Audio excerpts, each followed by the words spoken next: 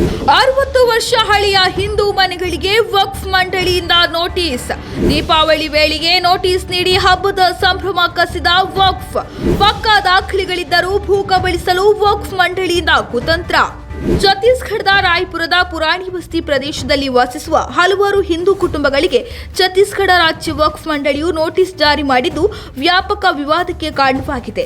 ಈ ಕುಟುಂಬಗಳು ಮನೆಗಳನ್ನು ನಿರ್ಮಿಸಿರುವ ಭೂಮಿ ವಕ್ಫ್ ಆಸ್ತಿಯಾಗಿದ್ದು 2 ದಿನಗಳಲ್ಲಿ ಜಿಲ್ಲಾಧಿಕಾರಿಗಳ ಮುಂದೆ ಹಾಜರಾಗಲು ಅಥವಾ ಕಾನೂನು ಕ್ರಮವನ್ನು ಎದುರಿಸಲು ಕುಟುಂಬಗಳಿಗೆ ಸೂಚಿಸಿ ನೋಟಿಸ್ ನೀಡಲಾಗಿದ್ದು ಸಾರ್ವಜನಿಕರ ಆಕ್ರೋಶಕ್ಕೆ ಕಾರಣವಾಗಿದೆ. ಪುರಾಣಿ ಬಸ್ತಿ ಸುಮಾರು 60 ರಿಂದ 70 ವರ್ಷಗಳಿಂದ ವಾಸಿಸುತ್ತಿರುವ ಕುಟುಂಬಗಳಿಗೆ ನೆಲೆಯಾಗಿದ್ದು ಇದರಲ್ಲಿ ಅನೇಕ ಕುಟುಂಬಗಳು ತಮ್ಮ ಮಾಲೀಕತ್ವವನ್ನು ಕಾನೂನುಬದ್ಧವಾಗಿ ದೃಢೀಕರಿಸುವ 1948 ಮತ್ತು 1965ರ ಹಿಂದಿನ ಆಸ್ತಿ ದಾಖಲೆಗಳನ್ನು ಹೊಂದಿವೆ. ಇದರ ಹೊರತಾಗಿಯೂ ವಕ್ಫ್ ಮಂಡಳಿಯು ಈ ಭೂಮಿಯನ್ನು ವಕ್ಫ್ ಆಸ್ತಿ ಎಂದು ಗೊತ್ತುಪಡಿಸಲಾಗಿದೆ. ಇದು ಧಾರ್ಮಿಕ ಅಥವಾ ದತ್ತಿ ಉದ್ದೇಶಗಳಿಗಾಗಿ ಮೀಸಲಾಗಿರುವ ಭೂಮಿಗಾಗಿ ಇಸ್ಲಾಮಿಕ್ ಕಾನೂನಿನ ಅಡಿಯಲ್ಲಿ ವರ್ಗೀಕರಣವಾಗಿದೆ ಎಂದು ವಾದಿಸುತ್ತಿದೆ. ಸದ್ಯ ಈ ಕುಟುಂಬಗಳು ವಕ್ಫ್ ಮಂಡಳಿಯ ವಾದವನ್ನು ನಿರಾಕರಿಸಿದ್ದು, ನಾವು ಹಲವು ದಶಕಗಳಿಂದ ಪುರಸಭೆಗೆ ಆಸ್ತಿ ತೆರಿಗೆಯನ್ನು ಪಾವತಿಸುತ್ತಿದ್ದೇವೆ ಮತ್ತು ವಿವಾದವಿಲ್ಲದೆ ತಮ್ಮ ಮನೆಗಳನ್ನು ನಿರ್ವಹಿಸುತ್ತಿದ್ದೇವೆ ಎಂದಿದ್ದಾರೆ. ಈ ಭೂಮಿ ವಕ್ಫ್ ಆಸ್ತಿಯಾಗಿದ್ದರೆ ಅದನ್ನು ಮೊದಲೇ ಏಕೆ ಪರಿಹರಿಸಲಿಲ್ಲ? ನಾವು ಸರಿಯಾದ ದಾಖಲೆಗಳೊಂದಿಗೆ ತಲೆಮಾರುಗಳಿಂದ ಇಲ್ಲಿ ವಾಸಿಸುತ್ತಿದ್ದೇವೆ ಎಂದು ತಮ್ಮ ಆಕ್ರೋಶವನ್ನು ಹೊರಹಾಕಿದ್ದಾರೆ.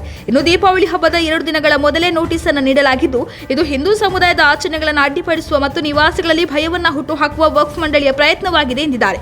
ಸದ್ಯ ಈ ವಿವಾದದ ಕುರಿತು ಪ್ರತಿಕ್ರಿಯೆ ನೀಡಿರುವ ಜಿಲ್ಲಾಧಿಕಾರಿಗಳು ಈ ವಿಷಯದ ಬಗ್ಗೆ ಸಂಪೂರ್ಣ ತನಿಖೆ ನಡೆಸಲು ಕರೆ ನೀಡಿದ್ದಾರೆ. ವಕ್ಫ್ ಮಂಡಳಿ ಮತ್ತು ಬಾಧಿತ ಕುಟುಂಬಗಳು ಇಬ್ಬರೂ ತಮ್ಮ ದಾಖಲೆಗಳು ಮತ್ತು ಪುರಾವೆಗಳನ್ನು ಪ್ರಸ್ತುತಪಡಿಸಲು ಕೇಳಲಾಗಿದ್ದು, ವಿವಾದಿತ ಆಸ್ತಿಗಳ ಸರಿಯಾದ ಮಾಲೀಕತ್ವವನ್ನು ನಿರ್ಧರಿಸಲು ನ್ಯಾಯಯುತ ಮತ್ತು ನಿಷ್ಪಕ್ಷಪಾತ ಪರಿಶೀಲನೆ ನಡೆಸಲಾಗುವುದು ಎಂದು ಜಿಲ್ಲಾಧಿಕಾರಿ ಭರವಸೆ ನೀಡಿದ್ದಾರೆ. ಇದೀಗ ಈ ವಿಚಾರ ಸಾಮಾಜಿಕ ಮಾಧ್ಯಮ ವೇದಿಕೆಗಳಲ್ಲಿ ವ್ಯಾಪಕ ಚರ್ಚೆಗೆ ಕಾರಣವಾಗಿದ್ದು, ಅಧಿಕಾರದ ದುರುಪಯೋಗ ಮತ್ತು ಸಮುದಾಯದ ಸಾಮರಸ್ಯದ ಮೇಲೆ ಉಂಟಾಗುವ ಪರಿಣಾಮದ ಬಗ್ಗೆ ಕಳವಳ ವ್ಯಕ್ತವಾಗಿವೆ.